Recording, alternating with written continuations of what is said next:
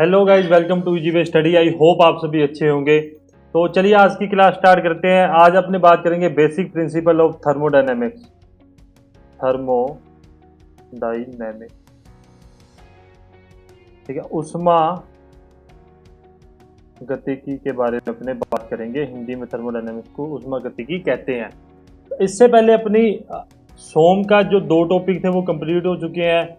Fluid mechanics और hydraulic machines के जो दो टॉपिक थे वो कंप्लीट हो चुके हैं। कौन कौन से? बर्नौली थ्योरम और fluid pump, centrifugal and reciprocating pump अपने पढ़ चुके हैं। यहाँ पे अपने टॉर्जन मरोड़ के बारे में पढ़ चुके हैं। और सेकेंडली अपने बात पढ़ चुके हैं स्प्रिंग के बारे में, जो आपके सिलेबस में है। आज अपने बात करेंगे थर्मोडायनेमिक्स के बेसिक प्रिंसिपल के बारे में, कि उसके जो बेसिक जितनी भी बातें हैं उस सब के बारे में डिस्कस करते हैं। तो बिल्कुल खाली पेज है आज, मैंने कोई एनिमेशन नहीं लगाई, बिल्कुल वाइट पेज है। आराम से पढ़ाऊंगा। मुझे अब इस चीज़ से एक फ़ायदा होगा, जो मैं लिखूंगा वही आपको पीडीएफ के रूप में मैं अवेलेबल करवा दूंगा। ठीक है, इस चीज़ की झंझट खत्म हो जाएगी। तो अपने सबसे पहले बात करते हैं थर्मोडायनेमिक्स होती क्या है। थर्मोडायनेमिक्स होती क्या, आराम से, आपको कोई जल्दी नहीं है। ये जल्दी मत करना, मैं पहले ही कह रहा हूँ। ठीक है, ऐसे नहीं है कि आप जल्दी करो कि हाँ वो तो डेफिनेशन लिखने लग गए। डेफिनेशन लिख रहा हूँ तो उसको समझाऊंगा भी तो सही। अगर समझाऊंगा लिखूंगा तो साथ के साथ आप भी लिख सकते हो। तो इसलिए आज से जितना हो सके अपने इसको व्हाइट बोर्ड ही लेके चलेंगे। तो थर्मोडायनेमिक्स होती क्या है? थर्मोडायनेमिक्स एक ऐसी साइंस है जो डील करती है किसमें? उष्मा में हीट, वर्क और प्रॉपर्टी ऑफ द सिस्टम में वो वर्क मतलब डील करती है, जो इक्विलिब्रियम में होती है। डेफिनेशन देखते हैं, डेफिनेशन से आप समझ जाओगे। देखो, इट इज ए साइंस। क्या है? यह एक विज्ञान है। इट इज साइन मतलब रुको, मैं इसको ना हिंदी इंग्लिश दोनों में चलने देता हूँ। रुक जाओ, होल्ड करो। हम इस चीज़ में यार गुस्सा मत करना, मुझे बता देना अगर आपको ये लगता है कि डेफिनेशन पहले लिख के आनी चाहिए। मैं डेफिनेशन पहले लिख के आ जाऊंगा। यह एक विज्ञान, साइंस को शायद विज्ञान ही कहते हैं, विज्ञान है जो किसी सिस्टम या सिस्टम, इसको आप हिंदी में कह सकते हो निकाय की प्रॉपर्टीज प्रॉपर्टीज को आप हिंदी में गुण कह सकते हो। गुण, यह एक विज्ञान है जो किसी सिस्टम या निकाय की प्रॉपर्टीज, हीट और वर्क कार्य में डील करता है जब वह सिस्टम इक्विलिब्रियम में हो। इक्विलिब्रियम में हो। जो भी आप यार डेफिनेशन लिखना चाहते हो आप लिख सकते हो, मुझे कोई प्रॉब्लम नहीं है। मेरे को जैसी मैं आपको हमेशा स्टार्टिंग से एक बात कहता हूँ, मैं बुक की डेफिनेशन को प्रेफर नहीं करता। जो आप जैसा लिखना चाहो वो लिख सकते हो। क्या है थर्मोडायनेमिक्स? एक ऐसा साइंस है, एक विज्ञान है जो किसी सिस्टम की प्रॉपर्टीज, हीट और वर्क में डील करता है जब वह सिस्टम किसमें? इक्विलिब्रियम में, संतुलन में हो। संतुलन, मेरे ख्याल से हिंदी में इक्विलिब्रियम को संतुलन ही कहते हैं। तो वो थर्मोडायनेमिक्स इक्विलिब्रियम में हो, इसको कहते हैं थर्मोडायनेमिक्स। कहीं काम नहीं आएगा, एक बेसिक बात थी वो समझानी थी, वो समझा दी आपको। अब हमने बात करते हैं कि अभी हमने बात की ना सिस्टम। ये सिस्टम क्या होता है सर? इसको हिंदी में तंत्र भी कह सकते हैं और बेसिकली इसको कहते हैं निकाय। इसको पहले समझते हैं, फिर इसके बारे में अपने लिखेंगे। आप आराम से पहले इस चीज़ को समझिए कि ये निकाय होता क्या है, जो मैंने अभी आपसे डिस्कस किया। सपोज दैट ये कुछ भी है, ठीक है, ये कोई सिस्टम है, ये कोई निकाय है, ठीक है। आराम से समझेंगे, मैं फिर बार बार कह रहा हूँ, कोई जल्दी मत करना। ये निकाय है, ये क्या है? इसकी सराउंडिंग है। अभी मैं बात करता हूँ, ये है बाउंड्री। क्या है? ये बाउंड्री है। बाउंड्री को अपने सीमा कहते हैं हिंदी के अंदर। बाउंड्री है किसकी? सिस्टम की बाउंड्री है। और ये क्या है? सराउंडिंग। ये क्या है? सराउंडिंग, या इसको हिंदी में कहते हैं परिवेश। परिवेश सिंपल। अपने सिस्टम को देखो, डेफिनेशन में नहीं घुसना, सिर्फ समझ लो सिस्टम होता क्या, लिखना चाहते हो लिख लेना, नहीं लिखना चाहते मत लिखना। होता क्या उसके बारे में डिस्कस करते हैं।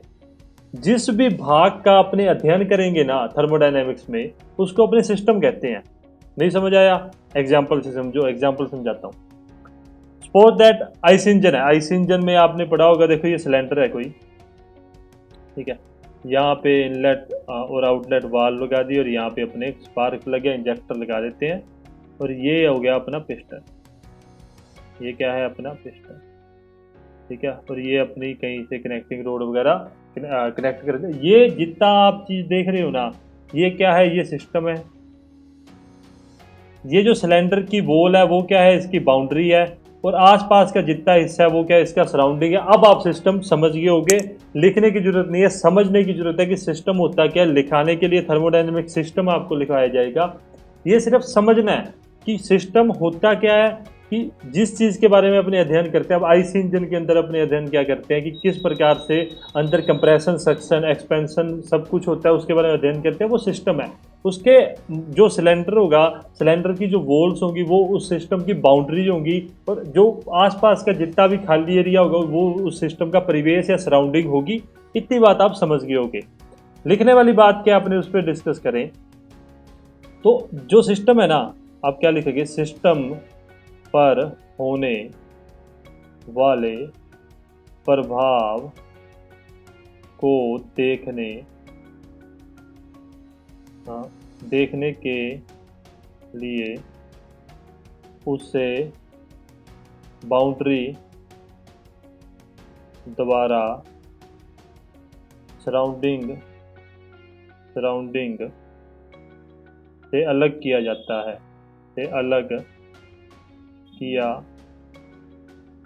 आराम से डेफिनेशन लिखवा रहा हूँ, जल्दी मत करना। आपको जल्दी नहीं है, होनी नहीं चाहिए, आपको ये चीज़ होनी चाहिए यार, कोई पॉइंट ना हमारा छूट ना जाए। बहुत टाइम है अपने पास, इनफ टाइम है, आराम से आपका पूरे का पूरा सिलेबस पूरा हो जाएगा। घबराओ मत, उस चीज़ के बारे में आप टेंशन मत लेना।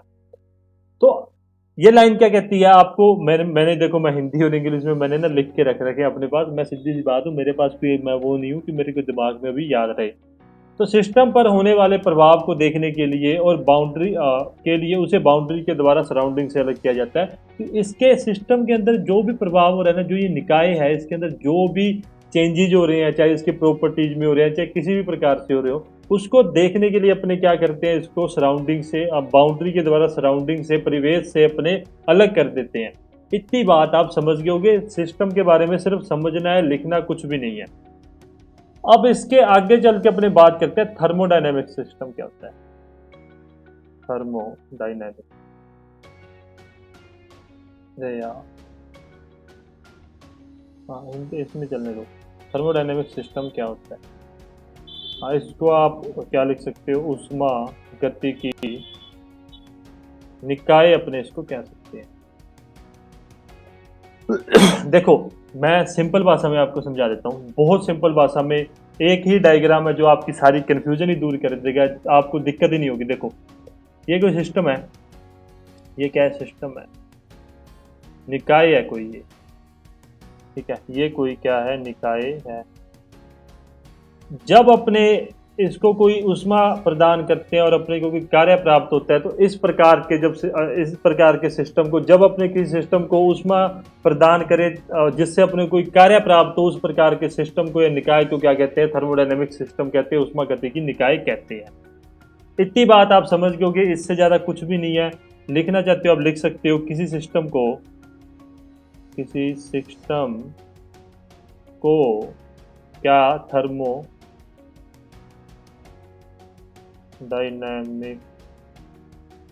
सिस्टम, हिंदी में लिखोगे क्या? कि सिस्टम या किसी निकाय को, उसमें गति की निकाय तब ही कहा जा सकता है जब इसमें हीट, उष्मा और कार्य का ट्रांसफर हो या आदान प्रदान हो। इसमें हीट, उष्मा या कार्य का ट्रांसफर हो। आसानी से समझा दिया। लिखो। अब तो मैं आपके सामने खुद ही लिख रहा हूं, तो आपको नोट्स बनाने में प्रॉब्लम नहीं होगी। क्या थर्मोडायनेमिक सिस्टम क्या होता है? किसी भी सिस्टम को अपने थर्मोडायनेमिक सिस्टम तब कहते हैं जब उसमें किसी प्रकार के हीट और वर्क का ट्रांसफर होता है, तो उसको अपने क्या कहते हैं? थर्मोडायनेमिक सिस्टम कहते हैं। आप इतनी बात आप आसानी से समझ जाओगे। Then we can focus on कितने प्रकार के सिस्टम अपने पास होते हैं। तो सबसे पहले अपने देखते हैं, ये आपने पढ़ा भी होगा, क्लोज्ड सिस्टम। क्लोज्ड सिस्टम, बंद निकाय हम इसे कहते हैं, बंद निकाय। एक की डेफिनेशन बता दूंगा, बाकी की डेफिनेशन आप आसानी से खुद ही लिख लोगे, मुझे पता है। डेफिनेशन पे सबसे पहले मूव करते हैं कि डेफिनेशन क्या होती है सर क्लोज सिस्टम की। उसके बाद में अपने क्लोज सिस्टम को समझेंगे। पहले डेफिनेशन इसका जब आप डेफिनेशन पहले पढ़ोगे तब आप उस चीज को समझ भी जाओगे डेफिनेशन से। जिसका जो जरूरी है वो आपको करवा रहा हूं। देखो, सिस्टम की बाउंड्री से किसी भी प्रकार का फ्लो ऑफ मैटर, मतलब अपने क्या कहते हैं, पदार्थ, मैटर को पदार्थ ही कहते हैं, पदार्थ का प्रवाह नहीं होता है, नहीं होता है। इस चीज को डेफिनेशन समझो, क्या कह रहा है वो? वह सिस्टम जिसकी बाउंड्री, जिसकी सीमा में से किसी भी प्रकार का कोई भी पदार्थ का प्रवाह या फ्लो ऑफ मैटर नहीं होता है। आसानी से समझ लेना, मैं आपको बताता हूं। सबसे पहले तीन चीजें लिखता हूं मैं। क्यू मतलब हीट, HEAT, हीट। इसी में समझाऊंगा, आगे आपको सीधा डायरेक्ट फॉरवर्ड में बता दूंगा। क्यू, फिर वर्क, कार्य के बारे में बात करूंगा, कार्य है, वर्क के बारे में बात करूंगा। और तीसरी बात मैं करूंगा एम। इसको आप मास लिख सकते हो या मैटर लिख सकते हो, एम को, जो भी आपको अच्छा लगे। या पदार्थ लिख सकते हो या द्रव्यमान, आप जो भी आपको अच्छा लगे आप लिख सकते हो। ये क्या कह रहा है? किस सिस्टम की बाउंड्री से किसी भी प्रकार का फ्लो मैटर, पदार्थ का प्रवाह ना हो। ठीक है, तो अभी ये क्या कहना चाहते हैं? ये कोई सिस्टम है, इसमें से देखो हीट दी और वर्क मिल गया, अपनों ने इसको हीट प्रोवाइड की और अपने को कार्य मिल गया, पर किसी भी प्रकार का कोई भी पदार्थ का प्रवाह नहीं हुआ इस सिस्टम में से, तो उस सिस्टम को अपने क्लोज सिस्टम कहेंगे। तो इसको अपने आप ना कैसे देखना मैं बताता हूँ। ऊष्मा का प्रवाह हो रहा है, कार्य मिल सकता है, पर मास का प्रवाह नहीं होगा। इस चीज से आप ज्यादा बेटर समझ सकोगे। एग्जाम्पल के लिए बैटरी से आप बल्ब जगा सकते हो, उसमें मतलब वो कार्य कर रही है बल्ब जगाने का, हीट उसमें उत्पन्न हो रही है। ठीक है, हीट उसमें बैटरी में उत्पन्न होती है, हीट के द्वारा अपने क्या करते हैं, कार्य को प्राप्त कर रहे हैं, पर उसमें किसी प्रकार का कोई मास का प्रवाह या किसी पदार्थ का प्रवाह नहीं हो रहा। एग्जाम्पल समझ गए? क्लोज सिस्टम आप समझ गए हो कि मुझे पता है आप सभी इंटेलिजेंट हो। लिखना कैसे? ऐसे ही लिखना, आपने कॉपी में लिखो तो क्यू, डब्ल्यू और एम लिख देना, इसको काट देना, इसको ओके कर देना। इस प्रकार से लिखोगे आसानी से समझ जाओगे कि हाँ भाई ओके है, तो इसका जो प्रवाह है, इसका फ्लो है वो होता है, मास का नहीं होता या मैटर का नहीं होता। सेकंड अपने बात करते हैं ओपन सिस्टम। ओपन सिस्टम आप इसको किसी भी लैंग्वेज में लिख सकते हो। खुला निकाय इसे अपने कहते हैं। क्या कहते हैं? अपने खुला निकाय हम इसे कहते हैं। लैंग्वेज जो भी आप मतलब करना चाहो, मैटर का प्रवाह होता है, मैटर या पदार्थ का प्रवाह होता है। ठीक है, क्या लिख सकते हैं? क्यू और क्या था? डब्ल्यू और एम। ये तीन बातें थी अपने पास। ये क्या कह रहा है? हीट भी जाती है, वर्क भी मिलता है और मैटर का प्रवाह भी होता है। फॉर एग्जाम्पल, सबसे बेस्ट आपको एग्जाम्पल देता हूं, पंप, बॉयलर, कंप्रेसर, और इसके अलावा अपने देख सकते हैं आईसी इंजन। ठीक है, ये जितना भी चीजें हैं वो क्या है, ओपन सिस्टम के अंदर, खुले निकाय के अंदर अपने बात करते हैं। देन तीसरा अपने आगे डिस्कस करेंगे। तीसरा क्या है? Isolated system. आइसोलेटेड सिस्टम अपने इसको कहते हैं। क्या कहते हैं? Isolated system. हिंदी में इसको मैं एक सेकंड, हाँ, विलगित, यार कितना मुश्किल है ना हिंदी में, विलगित निकाय। क्या होता है ये? अभी आपको बताता हूं। देखो, लिखने की जरूरत नहीं है। क्यू, एक जगह अपने क्यू लिखेंगे, एक जगह अपने मास लिखेंगे, एक जगह पर। ना ही इसमें हीट का प्रवाह होता है, ना ही इसमें द्रव्यमान या मैटर या पदार्थ का प्रवाह होता है, तो ना ही इसमें कार्य का प्रवाह होता है। ऐसा सिस्टम जो पूरी तरह से बंद हो, ठीक है, जो पूरी तरह से बंद हो, उसको अपने क्या कहते हैं, आइसोलेटेड सिस्टम कहते हैं। उसमें कुछ भी कोई भी काम नहीं होता। बी प्रैक्टिकली ऐसा कोई भी सिस्टम अवेलेबल नहीं है इस धरती पे, ठीक है। पर फिर भी एक तो अपने थर्मस, ये थर्मस जो अपने वो गर्म का रखने के लिए करते नहीं है, चाय को गर्म उस थर्मस में डालते हैं जिससे ठंडी नहीं होती। प्रैक्टिकली ये भी एक एक टाइम पे जाके ये भी ठंडी कर देता है, पर फिर भी एक एग्जाम्पल। और जो एग्जाम्पल अवेलेबल है वो सिर्फ एक ही है, वो है यूनिवर्स, ब्रह्मांड जिसे हम कहते हैं। ब्रह्मांड ही एकमात्र ऐसा एग्जाम्पल है कि देखो, ब्रह्मांड में जितनी भी शक्ति है वो ब्रह्मांड के अंदर ही है, उससे बाहर कुछ नहीं जा सकती। यूनिवर्स के अंदर ही सारी शक्तियां हैं, चाहे वो ऊष्मा है, कोई कार्य हो रहा है, कोई द्रव्यमान है, वो यूनिवर्स के अंदर ही है, उससे बाहर नहीं निकल सकता। प्रैक्टिकली ऐसा कोई भी सिस्टम नहीं है जो आइसोलेटेड सिस्टम कहलाया जा सके। सिर्फ थर्मस को अपने फिर भी कह सकते हैं, उससे मिलता जुलता है, पर वो भी पूरा थर्मस भी आइसोलेटेड सिस्टम में नहीं आता। चौथी बात अपने करते हैं, बहुत सारी बातें आपसे मतलब अभी तो डिस्कस करने वाली। तो फोर्थ बात अपने करते हैं एडियाबैटिक सिस्टम। क्या एडियाबैटिक सिस्टम? रुदोसम निकाय, ठीक है। क्या बात करते हैं अपने एडियाबैटिक सिस्टम क्या होता है? सबसे पहले मैं आपको पहले वही समझा देता हूँ, अपने जो नॉर्मल समझ रहे हैं। देखो, एक क्यू है, एक मास है और एक कार्य है, ठीक है। इसमें क्या होता है, इसमें किसी प्रकार का हीट का प्रवाह नहीं होता, ऊष्मा का प्रवाह नहीं होता। ऐसा सिस्टम जिसमें ऊष्मा का प्रवाह नहीं होता, पदार्थ का प्रवाह नहीं होता, परंतु किसी भी कारण से अपने को क्या मिल जाता है, कार्य की प्राप्ति हो जाती है। ऐसे सिस्टम को अपने क्या कहते हैं, ऐसे सिस्टम को अपने कहते हैं एडियाबैटिक सिस्टम, रुदोसम निकाय कहते हैं। जो भी लैंग्वेज में आप लिखना चाहो आप लिख सकते हो। आपको आपकी जितनी भी लैंग्वेज है, मैंने आपको समझा दिया। लिखना आपका काम है, किसी चीज़ को समझ लो, लिखो कैसे मर्जी, आपकी मर्जी है। अब मैंने अपनी कॉपीज में कैसे लिख रखा है, मैंने सिर्फ इसी तरीके से लिख रखा है। मैंने बाई लैंग्वेज नहीं लिख रखा, मैंने भाषा के रूप में नहीं लिख रखा, मैंने सिर्फ ये लिख रखा है, क्यू नहीं, मास नहीं, डब्ल्यू नहीं, ठीक है। कांटे लगा रखे हैं, जो है उस पर टिक लगा। मेरे को ये होता है कि जिस दिन आपका एग्जाम पास में, ठीक है, जिस दिन आपका एग्जाम पास में आप तुरंत एक चुटकी में उस चीज़ को कर सको, इस चीज़ के लिए मतलब मैं आपको प्रेफर करता हूँ। इतनी बात समझ गए। इसकी मैंने डेफिनेशन लिख रखी है, आप उस चीज़ को भी लिख सकते हो। सिस्टम विच, मैं एक सेकंड फोन साइलेंट नहीं किया, एक सेकंड।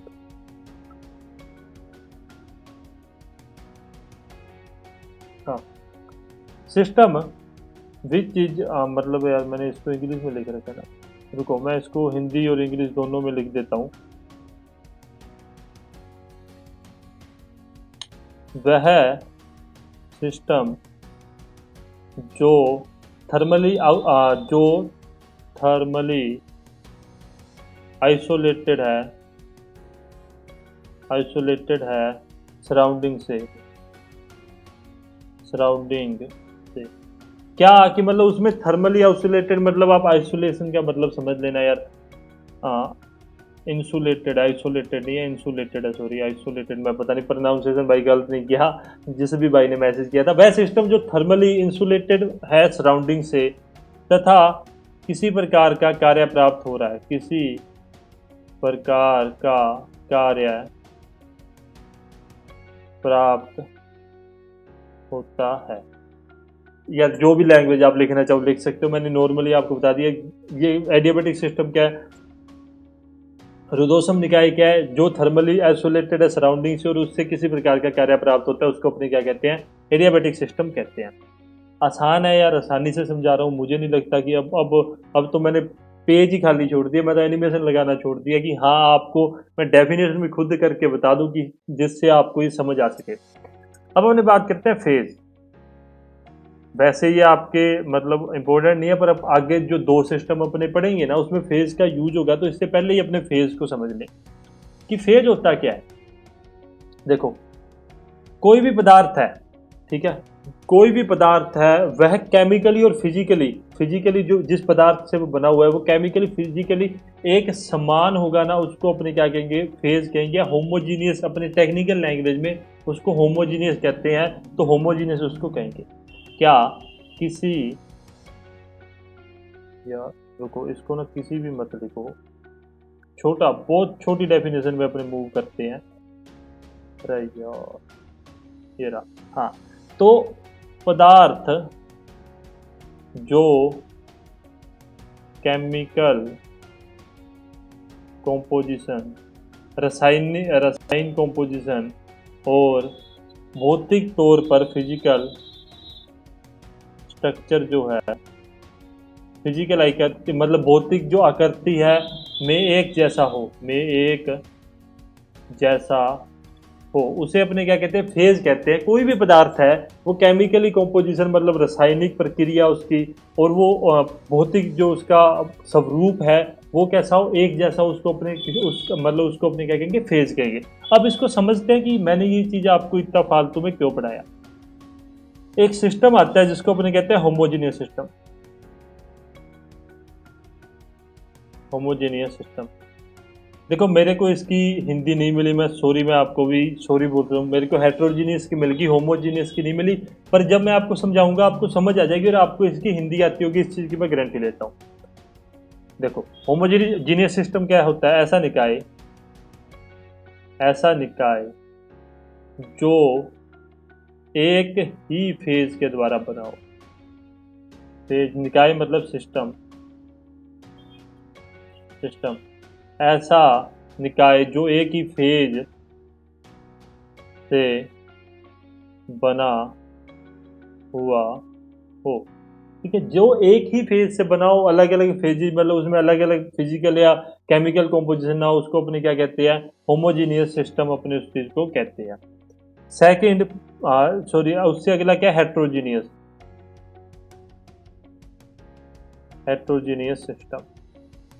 क्या है हेट्रोजीनियस सिस्टम, हिंदी में अपने इसको कहते हैं विषमांगी। अब आप समझ जाओगे विषमांगी, मेरे को ये होमोजीनियस मिला नहीं है, मैंने जो कॉपी में भी लिख रखा था मैंने इसकी ही हिंदी लिख रखी थी, होमोजीनियस की लिखना भूल गया था।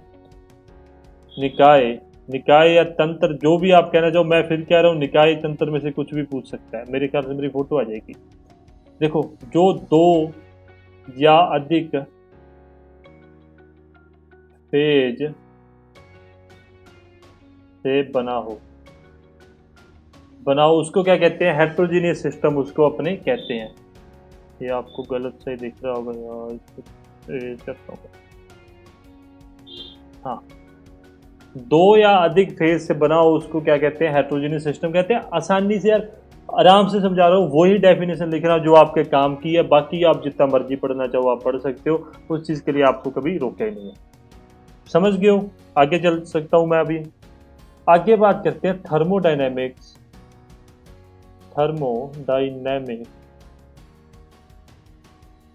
इक्विलिब्रियम के बारे में। इक्विलिब्रियम, हाँ, तो हिंदी में अपने इसको क्या कहते हैं, ऊष्मागतिकी। वैसे हिंदी वाले जैसे मैं इंग्लिश से मतलब मैं इंग्लिश में टेक्निकल, वैसे मैं यार बेसिकली मैं हिंदी ही प्रेफर करता हूँ, पर जो टेक्निकल टर्म्स है ना मैं उसको इंग्लिश में लेके चलता हूँ। अब मैं इंग्लिश में लेके चलता हूँ, मुझे हिंदी को देख के ही होता है ऊष्मागतिकी, पता नहीं कितना ही बड़ा नाम है। वैसे हिंदी वालों को भी होता है क्या कि मतलब यार थर्मोडायनेमिक्स, पता नहीं कितना की बड़ा नाम, बताना जरूरी है आपको अगर ऐसा होता है ना। हाँ, संतुलन कहते हैं। तो आपको अगर ऐसा होता है कि यार हाँ इंग्लिश के नाम मुश्किल लगते हैं, नहीं लगते, अब ये चीज़ बताना, मेरी एक डाउट क्लियर हो जाएगा। मुझे तो देखो मुश्किल लगते हैं पर्सनली, मुझे जो हिंदी के वर्ड्स हैं वो मुश्किल लगते हैं इंग्लिश के बगैर, बिकॉज मैं स्टार्टिंग से वही पढ़ रहा हूँ। थर्मोडायनेमिक्स इक्विलिब्रियम के बारे में अपने समझते हैं। ठीक है, पहले समझते हैं फिर इसकी डेफिनेशन लिखेंगे। देखो, तीन प्रकार के ना इक्विलिब्रियम होते हैं, संतुलन जो होते हैं तीन प्रकार के होते हैं। सबसे पहला मैकेनिकल इक्विलिब्रियम, सेकंड अपने लेके चलते हैं थर्मल इक्विलिब्रियम, और तीसरा लेके चलते हैं अपने केमिकल इक्विलिब्रियम। ये तीन प्रकार के इक्विलिब्रियम होते हैं, संतुलन होते हैं। इसको अपने यांत्रिकी संतुलन कह सकते हैं, यांत्रिक संतुलन, इसको अपने तापीय कह सकते हैं, तापीय, उष्मा, उष्मीय, जो भी आप कहना चाहो संतुलन। और इसको रासायनिक, मैंने खुद ही बनाया है ये हिंदी के शब्द, तो आप देख लेना। ये क्या कहता है, मैकेनिकल इक्विलिब्रियम क्या कहता है, सबसे पहले वो समझेंगे, फिर थर्मल, फिर केमिकल, और फिर पूरे थर्मोडायनेमिक्स इक्विलिब्रियम को अपने समझ सकेंगे। उससे पहले अपने को इसको समझना जरूरी है। यार मैं एक ही पेन से क्यों पढ़ा रहा हूँ, मेरे पास बहुत सारे पेन है। अपने मानते हैं किसी भी सिस्टम को अपने ने 3 पॉइंट में ले लिए, उसके 3 पॉइंट ले लिए।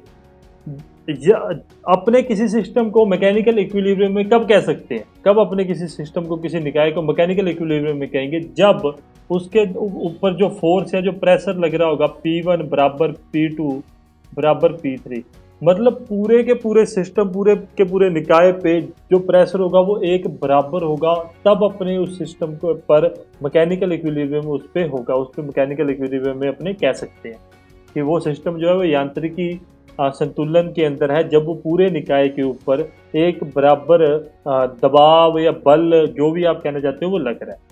सेकंड, तापीय संतुलन, थर्मल इक्विलिब्रियम अपने कब कह सकते हैं, जब T1 बराबर T2 बराबर T3 होगा, जब पूरे के पूरे निकाय, पूरे के पूरे सिस्टम का जो तापमान होगा वो किसी भी पॉइंट से अपने उठा ले, किसी भी पॉइंट पे वो बराबर होगा, तब वो सिस्टम को अपने कहते हैं वो सिस्टम थर्मल इक्विलिब्रियम में है। समझ गए। केमिकल इक्विलिब्रियम को आप 2 प्रकार से समझना, 2 प्रकार से आप समझना। पहली चीज तो उसमें किसी प्रकार का कोई जो केमिकल कॉम्पोजिशन है वो नहीं है, कि मतलब वो रासायनिक तौर पे वो समान है, C1 बराबर C2 बराबर C। पहली चीज ये समझ लो, ये वैसे इंपॉर्टेंट नहीं है, जो इंपॉर्टेंट है उसकी बात करता हूं मैं, कि वो कि वो मतलब किसी सिस्टम में 3 पॉइंट अपने उठा लिया, XYZ कोई उठा लिया, 5 उठा लेना, उसमें जो रासायनिक कंपोनेंट है ना, उसका कॉम्पोजिशन है जो, वो क्या है, बराबर है। ठीक है, उसमें किसी प्रकार का कोई रासायनिक प्रक्रिया नहीं हो रही। इस चीज से आप समझ सकोगे कि कोई भी केमिकल रिएक्शन नहीं हो रहा, केमिकल रिएक्शन नहीं हो रहा। ये मैं क्रॉस लगाता हूं तो उसको नहीं समझना करो, मतलब रासायनिक प्रक्रिया नहीं हो रही, प्रक्रिया नहीं हो रही। समझ गए हो, तीनों इक्विलिब्रियम को आप समझ गए हो। अब अपने आगे चल के बात करेंगे कि थर्मोडायनेमिक्स इक्विलिब्रियम किसे कहते हैं, उसमें गति की संतुलन किसे, उसमें गति की संतुलन किसे कहते हैं। देखो, सभी पॉइंट्स पर जब दाब तथा दाब तथा मत लिखो यार, तथा क्यों लिख रहे हो, तथा आप नहीं लिख रहे, तथा मैं लिख रहा हूँ, तथा अस्तु। हाँ, तो दाब, ताप व रासायनिक, नहीं आप ये लिखो, रुको यार, इसको ना मैंने इंग्लिश में लिख रखा है, मैं आपको समझाता हूँ। एक सेकंड, मैं खुद ही कंफ्यूज हो जाता हूँ कई बार। हाँ, सभी पॉइंट पर जब दाब व ताप समान हो तथा किसी भी प्रकार का केमिकल रिएक्शन, या केमिकल रिएक्शन मतलब रासायनिक प्रक्रिया ना हो, तो उस सिस्टम को अपने थर्मल इक्विलिब्रियम में कह सकते हैं। क्या है, वही बात है कि दाब, ताप और रासायनिक रिएक्शन या रासायनिक प्रक्रिया नहीं हो रही है, तो वो सिस्टम जो भी होगा वो किसमें होगा, थर्मल इक्विलिब्रियम में होगा। आसानी से, आसान भाषा में समझा रहा हूँ, कोई जल्दबाजी नहीं कर रहा हूँ, आसानी से समझो यार। मैं चाहता हूँ आप आराम से एक एक बात अपने क्लियर करके ही चले। समझ गए हो, कोई प्रॉब्लम नहीं है। देन अपने आगे मूव करते हैं। अब अपने बात करते हैं एक एक पॉइंट उठा के, जो बेसिक है ना थर्मोडायनेमिक्स का, अगर आपको बेसिक नहीं क्लियर ना, देन आप फंसोगे कहीं ना कहीं, जाके आपको प्रॉब्लम फेस करनी पड़ेगी। तो बेसिक अपना क्लियर करते हुए चलना। थर्मोडायनेमिक्स एक ऐसा सब्जेक्ट है, आपके MCQs भी बहुत बनेंगे इसके अंदर से, तो आप बेसिक अपना अभी से क्लियर करना। अब आगे बात करते हैं प्रॉपर्टी। मैं ये नहीं कहता आप मेरे से पढ़ो, अगर आपको लगता है मैं अच्छा पढ़ाता हूँ आप मेरे से पढ़ो, पढ़ो जरूर। ये जो मौका है ये दोबारा से नहीं मिलेगा आपको, इस बात का ध्यान रखना। ये मौके के लिए लोग पता नहीं कितने कितने साल से तैयारी कर रहे हैं, वेट कर रहे हैं। तो अभी अगर आप, मुझे ये बात पता है कि जो ये 40 से 50 बच्चे हैं ना, जो मेरी आज के तारीख में वीडियो देखते हैं, ये डेडिकेट है, ये बंदे अभी डेडिकेट हैं, ठीक है। मुझे ये भी पता है कि ये जो वीडियोस का जो मतलब अपना मतलब ये जो वीडियो है ये आने वाले टाइम पे जब नोटिफिकेशन आ जाएगा इसमें 2-3 हज़ार व्यूज भी आराम से चले जाएंगे। क्यों? उसके बाद में बच्चे नोटिफिकेशन के बाद में पढ़ेंगे। बट ये जो 50 बच्चे हैं जो आज देख रहे हैं, ठीक है, मुझे ये पता है कि ये डेडिकेट है, कि मुझे ये उनको ये नौकरी चाहिए चाहिए, ये डेडिकेशन दिखता है उनका, ठीक है। तो आप आज से ही, मैं हमेशा आपको कहता हूँ, जिस दिन आपने ये ठान लिया ना कि आपको मोटर व्हीकल सब इंस्पेक्टर लगना है, आप लग जाओगे, ठीक है। अगर आप ये सोच के बैठे मैं नोटिफिकेशन का वेट करूंगा जी पता नहीं क्या हो जाएगा, तो आप सबसे बड़ी गलतफहमी में हो। मैं एक बात क्लियर करते हुए चलता हूँ, क्योंकि यार मैंने कौन सा, मैं किसी का बंदा थोड़ी हूँ, मैं तो खुला हूँ, मेरे को कोई प्रॉब्लम नहीं है। मैं आपको समझाता हूँ जो अब का सिलेबस है, ठीक है। मैं यह डिस्कस करते हैं, अपने थोड़ी सी बात डिस्कस करते हैं। 2 मिनट का टाइम दे दो, 2 से 4 मिनट का, ठीक है। सिलेबस होता रहेगा, सिलेबस आपका पूरा करवा दो। पहला टॉपिक क्या है? General knowledge plus everyday science, everyday science, ठीक है, साइंस। सेकेंड टॉपिक क्या है? English plus Hindi. और थर्ड है टेक्निकल। अब कई बच्चों के वास्तव में ये प्रॉब्लम है, उनको अभी भी ये लगता है कि नहीं सर अभी तो सिलेबस में चेंज होगा सिलेबस में, मतलब परिवर्तन सिलेबस में होगा। पर्सनली मुझे भी ऐसा ही लगता है कि परिवर्तन होगा, पर उस इतने बड़े स्तर पे नहीं होगा। अगर आप 2013 के अकॉर्डिंग पढ़ रहे हो, आप 80 to 85% सिलेबस ना कवर कर चुके होगे। जब सिलेबस आएगा, अगर उससे पहले आपने 2013 का सिलेबस पूरा कर लिया ना, तो आप 80 से 85% का सिलेबस कवर कर चुके होगे। इतनी बात याद रखना। आज भी मैं ये बात कह रहा हूँ यार, हिंदी है, हिंदी में मेरे को नहीं लगता कोई टॉपिक उन्होंने छोड़ा है, सिर्फ एक संज्ञा से अवयव तक उन्होंने नहीं किया, ठीक है। पर इनडायरेक्टली आपने एक चीज नोट नहीं की अभी तक। अगर आप हिंदी पढ़ रहे हो तो अच्छी बात है, मैं बताता हूँ आपको। वाक्य शुद्ध, सॉरी, शब्द शुद्धि है, शब्द शुद्धि और वाक्य शुद्धि आपके 2 टॉपिक हैं, ठीक है। ये जो 2 टॉपिक है ना, इसको करने के लिए आपको संज्ञा, सर्वनाम, क्रिया, विशेषण आने ही चाहिए। आपको संज्ञा, सर्वनाम, क्रिया, विशेषण, अवयव आने ही चाहिए, तभी आप ये टॉपिक कर सकते हो। फंसा दिया ना, तो बताओ अब कहाँ चेंजेज हो गए। मतलब सिर्फ 3 से 4 टॉपिक आपके बाहर थे। एक प्रायवाची भी अपने नहीं है सिलेबस में, ठीक है, पर प्रायवाची की जगह पे बहुत सारी फालतू की चीज़ें भी हैं। तो आपका कोई भी सिलेबस, यकीन मानिए, हिंदी अगर आप एक एक करके बात भी करूं, मैं हिंदी में करने बैठे प्रायवाची ही बार है, बाकी आपको पढ़ना ही पड़ेगा, ठीक है। हिंदी, इंग्लिश में भी सेम सीन है। नाउन, प्रोनाउन, ये सब आपको अगर सेंटेंस को ट्रांसफॉर्मेशन ऑफ सेंटेंस करना है, मैंने यहीं पे सिलेबस लगा रखा है। करेक्शन ऑफ सब्जेक्ट करना है आपको, वाक्य शुद्धि इसमें भी करनी है इंग्लिश में, तब भी आपको क्या करना पड़ेगा, आपको नाउन, प्रोनाउन, एडजेक्टिव, एडवर्ब और तो इससे ज़्यादा कुछ नहीं। टेंस आपको आने चाहिए, बस इतनी चीज़ें आपको आनी चाहिए। तो आपको एग्जामिनर ने अगर एक टॉपिक दिया तो उसके पीछे की बातों को समझो। अब मैंने इंडियन पॉलिटी है, उसमें क्या है? विशेषता है, राष्ट्रपति है। उसके बाद में उन्होंने क्या दे दिया? संसद दे दी और मंत्री परिषद दे दिया। मैं सॉरी, थोड़ा सा मतलब ऑफ द टॉपिक हो गया, पर समझना जरूरी है। अब जब उन्होंने संसद दे दी, संसद में राज्यसभा भी आएगा ना।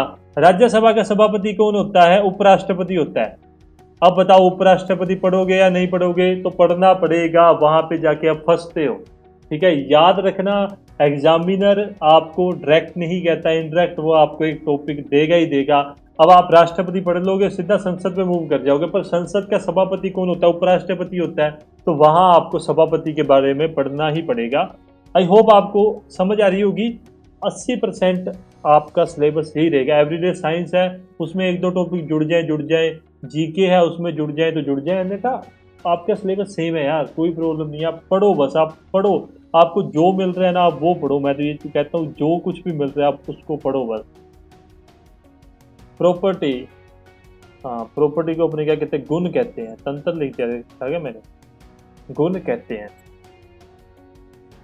देखिए मैं आपको आसानी से समझाऊं तो किसी भी सिस्टम को मापे जाने वाले अवयव को अपने क्या कहते हैं, अपने प्रॉपर्टी कहते हैं। क्या आप लिख सकते हो, किसी भी सिस्टम को मापे हैं, सिस्टम के मापे जाने वाले अवयव को गुण या प्रॉपर्टी कहते हैं।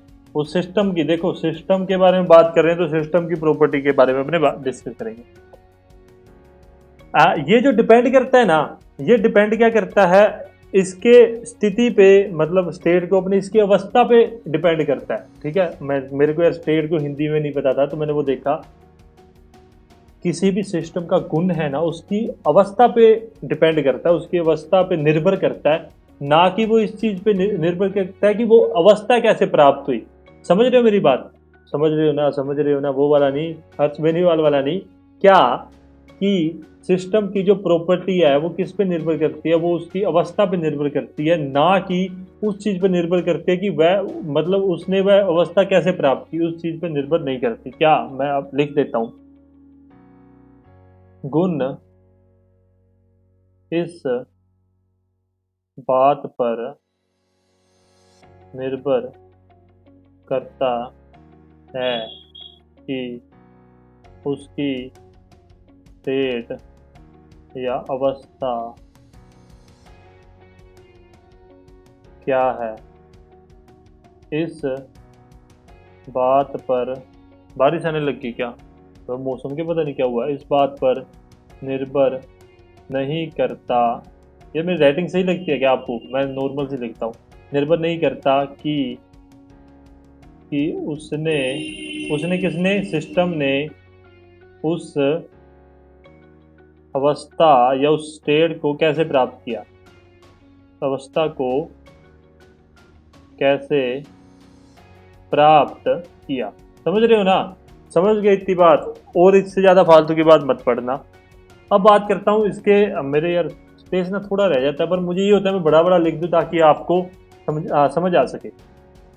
अब मैं बात करता हूँ इसके दो प्रॉपर्टीज होती हैं, type of property, intensive, tensive. जो इंग्लिश वाला है वो तो समझ गया होगा, इंटेंसिव और एक्सटेंसिव। इंटेंसिव को अपने कहते हैं तीव्रात्मक, और एक्सटेंसिव को अपने कहते हैं मात्रात्मक। इंटेंसिव और एक्सटेंसिव प्रॉपर्टी, ये इसका ना एक प्रश्न आया था मेरे, मैं बताता हूँ आपको। मैंने 2017 में एग्जाम दिया था एसएससी जेई का, तब एक क्वेश्चन आया था, तो मैं उसके बारे में आपको भी बताता हूँ कि वो कैसे आया था, क्या होता है। अपने पहले इसके बारे में डिस्कस करते हैं। इंटेंसिव प्रॉपर्टी, तीव्रात्मक गुण जो है वो क्या होता है, वो मास पर निर्भर नहीं करता, मास द्रव्यमान पर निर्भर नहीं करता। सीधा सीधा एग्जामिनर पूछता है आपसे, यार मैं तो ये बताने ही भूल गया एग्जामिनर क्या पूछता है, जितना कुछ बताया है वो सारा एग्जामिनर पूछता है। आपको जो भी बताता हूँ ना मैं, वो आपके एग्जाम पॉइंट ऑफ व्यू से इंपॉर्टेंट है तभी बताता हूँ। मेरे को ये नहीं मतलब होता कि यार आपको मैं हुआ बना के किसी चीज़ को रख दूँ, नहीं, जो इंपॉर्टेंट है उस चीज़ के बारे में अपने बात करते हैं। ये अपनी खासियत मान लो या वीकनेस मान लो, जो भी आप मानो। एक्सटेंसिव प्रॉपर्टी मास या द्रव्यमान पर निर्भर करती है। ठीक है, मास द्रव्यमान पर इंटेंसिव नहीं करता, एक्सटेंसिव निर्भर करती है। अब इसमें कौन कौन सी प्रॉपर्टीज आती हैं अपने, उसके बारे में बात करें। प्रेशर, और इसके बाद वेलोसिटी, डेंसिटी, टेम्परेचर, ठीक है, स्पेसिफिक डेंसिटी, और एक और रहेगी वो आगे चल के, दाब इसको कह सकते हैं, वेग, घनत्व, हाँ, तापमान और विशिष्ट घनत्व। ठीक है, रेटिंग ना समझ आए मुझे कमेंट कर देना, मैं आराम आराम से लिख दूँ, मुझे ये होता है मैं जल्दी जल्दी लिख के आपको समझा दूँ। इंटेंसिव याद नहीं करनी, क्या कह रहा हूँ मैं, फिर से सुनो, इंटेंसिव याद नहीं करनी। आपको याद क्या करना है, आपको याद करना है एक्सटेंसिव। कौन कौन सी प्रॉपर्टीज होती है, एंथैल्पी, एंट्रोपी, एनर्जी, और एक होती है वॉल्यूम। याद रखना क्या, एंथैल्पी, एंट्रोपी, एनर्जी, वॉल्यूम, चार बातें याद रखना, यही एग्जामिनर पूछता है। कहाँ से पूछता है ना, अभी बताता हूँ। हिंदी में वही है, इसको ऊर्जा कहते हैं, बस इसको ऊर्जा और इसको आयतन कहते हैं। अब सुनो मेरी बात, बड़े ध्यान से। मैं पेन ही चेंज कर लेता हूँ ताकि आपको अलग से दिख जाए। एक तो वॉल्यूम, एक होता है वॉल्यूम, एक होता है स्पेसिफिक वॉल्यूम। दो बातें हैं, एक वॉल्यूम, एक स्पेसिफिक वॉल्यूम।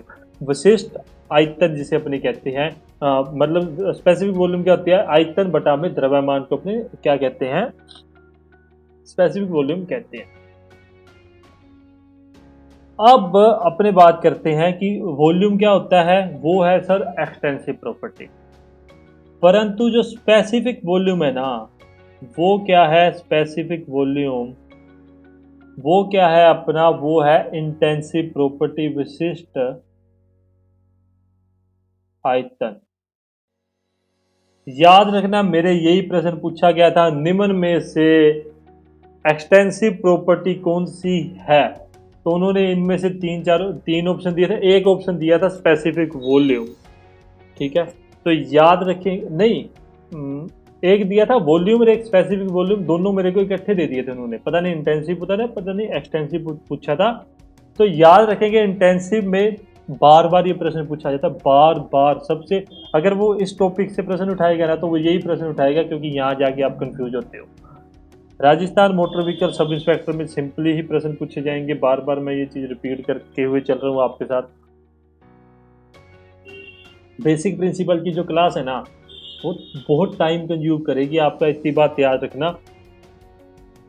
बहुत सारी ऐसी बातें जो आपसे करनी है, क्योंकि बेसिक अगर आप समझ गए तब आप थर्मोडायनेमिक्स में आगे बढ़ सकते हो। इंटेंसिव और एक्सटेंसिव प्रॉपर्टीज अपनों ने हो गई है। अब अपने बात करते हैं, स्टेट क्या होता है, स्टेट, स्टेट वो नहीं राज्य नहीं है ये स्टेट, ठीक है, राज्य मत याद करने लग जाना। हाँ, स्टेट या अवस्था जिसे अपने कहते हैं, ठीक है, अवस्था किसमें, थर्मोडायनेमिक्स। मतलब स्टेट या किसी चीज, किसी सिस्टम की अवस्था को अपने कैसे डिस्क्राइब कर सकते हैं, एक निश्चित टाइम पर, ठीक है, इस निश्चित टाइम पर उसकी प्रॉपर्टीज को अपने डिस्क्राइब करें। हाँ, एक निश्चित समय पे अपने उसकी प्रॉपर्टीज को डिस्क्राइब करें, उसको अपने क्या कहते हैं, उस चीज की अवस्था कहते हैं। मतलब सपोज करो कि एक बर्फ है, तो बर्फ उस निश्चित पता नहीं क्या होता है, उस फिक्स जो फिक्स टाइम है उस पे क्या है, वो बर्फ बनी हुई है, वो आइस है, वो सॉलिड स्टेट में है, वो सॉलिड, वो दृढ़ अवस्था में है, ठीक है। परंतु कुछ समय बाद में अगर मैंने उसको नॉर्मली रख दिया तो वो किस में बदल जाएगी, वो सेमी सॉलिड में बदल जाएगी, या वो पानी में बदल जाएगी, तो वो अवस्था चेंज हो जाएगी। तो अवस्था को अपने कब काउंट करते हैं, एक निश्चित समय पे, उस समय पे उसकी कंडीशन क्या है, उस समय के लिए ही अपने याद कर, मतलब उस चीज को देखते हैं कि उसकी अवस्था क्या है, और किसी भी सिस्टम की। इतनी बात आप समझ गए होंगे, इस बात में मैंने ज्यादा कोई राम कहानी आपको आगे बताई नहीं है। लिखवा देता हूँ, डेफिनेशन लिख लो, डेफिनेशन ही जरूरी है इसमें। स्टेट या अवस्था किसी सिस्टम की ऐसी कंडीशन, क्या है, ऐसी कंडीशन है जहां जहां उसकी क्या करते हैं, अपने प्रॉपर्टीज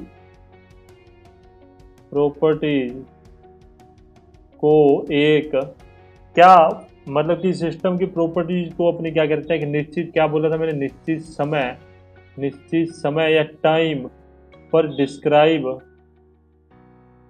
व्याख्यात करते हैं, डिस्क्राइब को आप क्या कहते हो? डिस्क्राइब तो आप समझ जाओगे यार, इतने तो आप इंटेलिजेंट हो हिंदी वाले।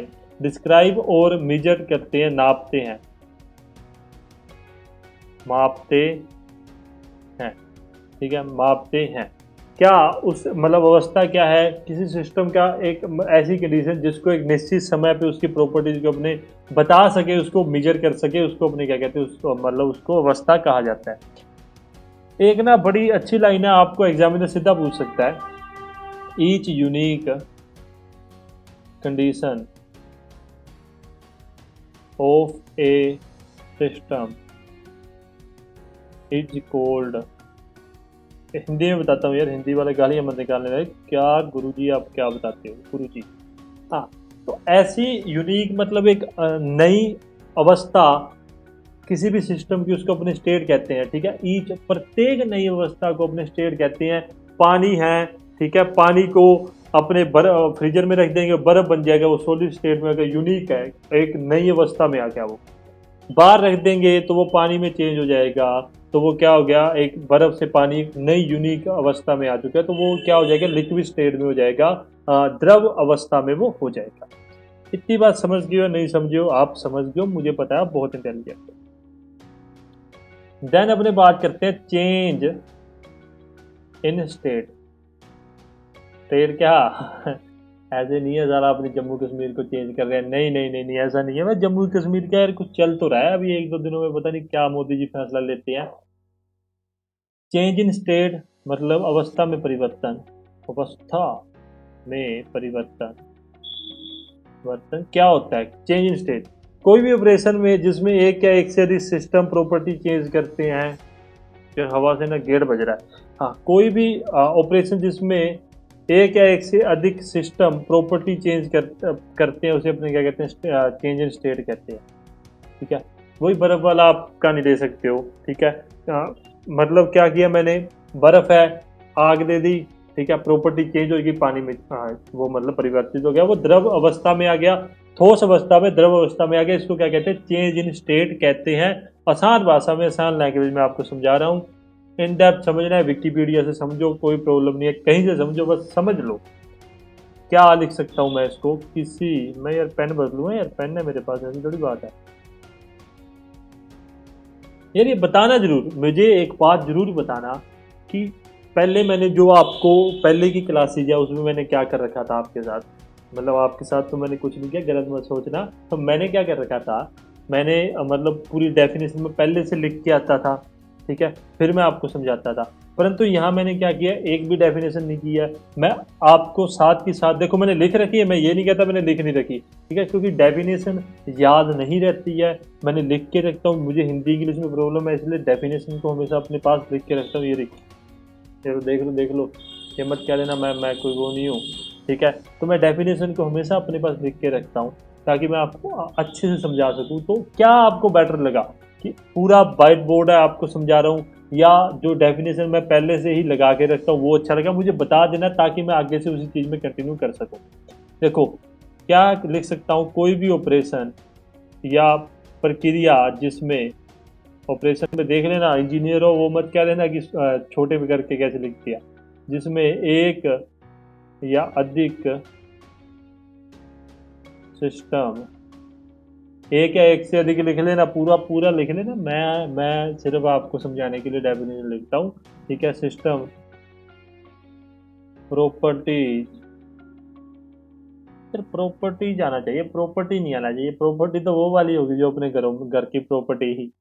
हाँ, प्रॉपर्टी चेंज होती है तो उसे चेंज इन स्टेट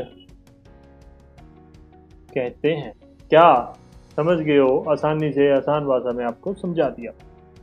नहीं समझे हो तो कोई इलाज नहीं है, कमेंट कर देना भाई, फिर से समझा दूंगा। अभी तो आप कमेंट कर सकते हो, क्योंकि मैंने कल भी इसी की क्लास लेनी है, मुझे टाइम लगेगा इस टॉपिक को, शायद 2 या 3 क्लासेज में जाके ये आपका टॉपिक कंप्लीट हो जाए। पर मुझे लगता है काफ़ी बड़ा है, हीट वगैरह, उसके बाद वर्क के बारे में बात करनी है अपनों ने।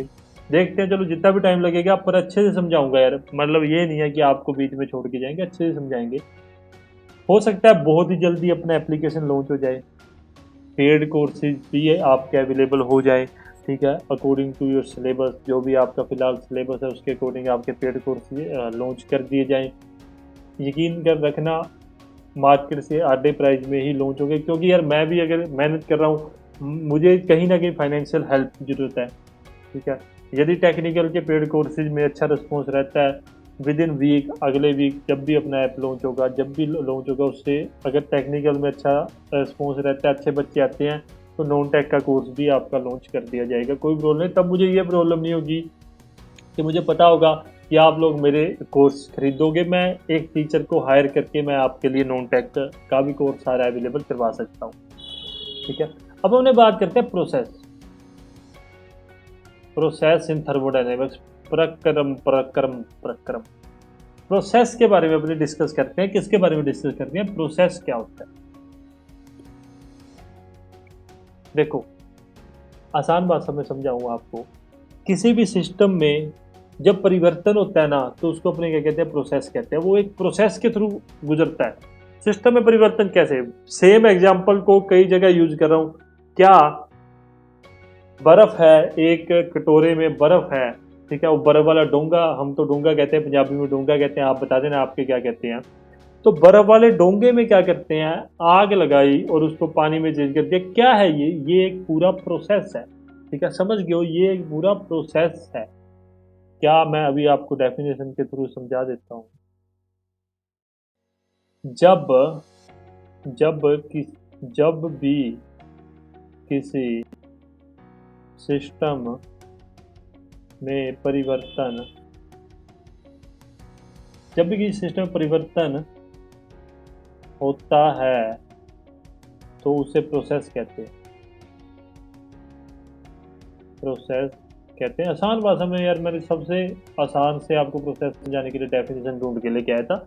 जब भी एक सिस्टम में परिवर्तन हो गया, ठीक है, वो क्या हुआ, वो सिस्टम सॉलिड से लिक्विड में चेंज हो गया, ठीक है, तो वो क्या एक पूरे प्रोसेस के थ्रू हुआ, तो उसको अपने क्या कहते हैं? प्रोसेस कहते हैं। इसमें एक बात और याद रखना है, एक बात और याद रखोगे। देखो, बर्फ था, कोई सिस्टम सॉलिड था, तो उसकी बाउंड्री थी। जैसे ही वो लिक्विड में चेंज हो गया, तो उसकी बाउंड्रीज भी चेंज हो जाएंगी। याद रखोगे क्या? सिस्टम के चारों ओर की प्रारंभिक अवस्था मतलब क्या? स्टेट अवस्था बदल जाती है और वे नई अवस्था प्राप्त करते हैं। याद रखना क्या कि सिस्टम के चारों ओर की प्रारंभिक अवस्था मतलब बाउंड्री या उसकी जो स्टेट थी वो बदल जाती है और वो एक नई स्टेट प्राप्त करते हैं। आसान भाषा में समझ आ गया? नहीं आ गया? हाँ जी आ गया। मैं खुद ही कह देता हूँ हाँ जी आ गया, मुझे पता है आप इंटेलिजेंट हो। देन अपने बात करते हैं आगे, अपने डिस्कस करते हैं। दो प्रकार के हैं, उसके बाद में अपने कल डिस्कस करेंगे। काफ़ी ज़्यादा मतलब अपने पास सिस्टम सॉरी प्रोसेसेस है, कल बात करेंगे उसके बारे में। एडियाबैटिक प्रोसेस, साइक्लिक प्रोसेस, काफ़ी सारे हैं, तो उसके बारे में कल डिस्कस करेंगे। मेन इसके पार्ट मतलब टाइप देखते हैं, तो एक होता है नॉन फ्लो प्रोसेस और एक होता है फ्लो प्रोसेस। एग्जामिनर क्या पूछेगा, मैं सीधी सीधी बात बता देता हूँ आपको। नॉन फ्लो प्रोसेस कौन से सिस्टम की तरह बिहेव करता है? एग्जामिनर आपसे यही पूछेगा, तो किसकी तरह बिहेव करता है? Close system. मतलब इस प्रोसेस में क्या होता है, आप हीट और कार्य तो जनरेट कर रहे हो, परंतु आप मास का या द्रव्यमान का या किसी पदार्थ का आदान प्रदान या ट्रांसफर नहीं कर सकते, ठीक है, उसको अपने नॉन फ्लो कहते हैं। और फ्लो एक ओपन सिस्टम टाइप होता है, ओपन सिस्टम टाइप होता है, ठीक है, आसानी से समझ गए हो, कोई प्रॉब्लम नहीं है। आगे अपने रिवर्सिबल प्रोसेस है, irreversible, isothermal, isobar, isochoric, adiabatic, free expansion, काफ़ी सारे प्रोसेस हैं जो आपको बताने हैं। इसके बारे में डिस्कस मुझे लगता है हो गया अपने को 40-45-50 मिनट हो गए होंगे पढ़ाते, तो आराम से पढ़ेंगे यार, कोई जल्दी नहीं है, ठीक है। मंडे को आपकी क्लास आ जाएगी बहुत ही जल्दी, मेरे ख्याल से काफ़ी जल्दी आपकी राष्ट्रपति की क्लास आने वाली है। एक तो आपको क्लास राष्ट्रपति की मिल जाएगी, सेकंड आपको बुक के बारे में, बुक्स जो आपके यूजफुल बुक्स हैं उसके बारे में डिस्कस कर लेंगे। तीसरा आपसे थोड़ी बातें डिस्कस करनी है अपने पेड कोर्सेज के बारे में, ठीक है। पेड कोर्सेज लॉन्च होने चाहिए, कोर्सेज लॉन्च करने चाहिए नहीं करने चाहिए, क्या प्राइस है, जो प्राइस आप मुझे कह दोगे मैं वो रख दूंगा, मुझे पैसों से मतलब नहीं है। क्योंकि मैं देखो पेड कोर्सेज के लिए मैं एप्लीकेशन बनाऊंगा, क्योंकि पेड कोर्सेज, मैं एक बात आपको क्लियर करना चाहता हूँ, देखो क्लास पूरी हो चुकी है, आपको पता है मैं आखिरी में आपसे बातें जरूर करता हूँ। मैं एक बात, एक एग्जांपल है, ठीक है। आज मेरे दोस्त किसी का भाई का फ़ोन भी आया था, मैंने उनसे भी ये बात कही थी। अपने स्कूल में है और एक ट्यूशन में है, ठीक है। एक अपने स्कूल में, एक ट्यूशन में है। समझना, बात समझना आप मेरी गौर से। स्कूल में भी अपने सेम टीचर से पढ़ रहे हैं, सेम अध्यापक से पढ़ रहे हैं, पर ट्यूशन पे भी अपने सेम से पढ़ रहे हैं। तो ऐसा क्या है कि वो टीचर स्कूल में उस चीज़ को प्रोवाइड नहीं कर पा रहा, वो ट्यूशन में करता है? ऐसा कुछ भी नहीं है।